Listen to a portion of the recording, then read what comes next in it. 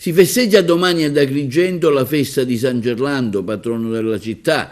Per l'occasione diversi momenti in cattedrale, alle 10 la celebrazione eucaristica presieduta da Don Lillo Argento, presidente del capitolo della cattedrale, alle 11 una liturgia dedicata ai bambini del catechismo delle parrocchie di Agrigento e nel pomeriggio alle ore 18 il solenne pontificale presieduto da Monsignor Gualtiero Isacchi, arcivescovo di Monreale. Durante la funzione avverrà il tradizionale rito dell'offerta dell'olio per la lampada del santo patrono da parte della comunità di Palma di Montechiaro. La festa di San Gerlando affonda le radici nella figura storica di Gerlando di Besançon, vescovo normanno che rivangelizzò la città dopo la denominazione araba.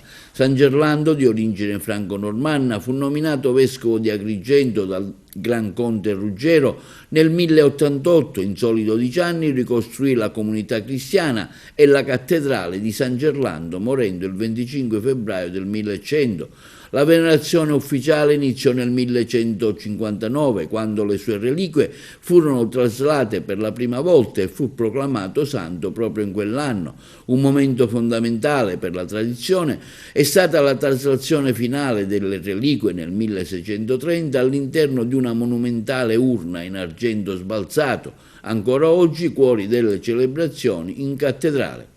Nella giornata della festa prevista anche la chiusura di uffici pubblici e scuole.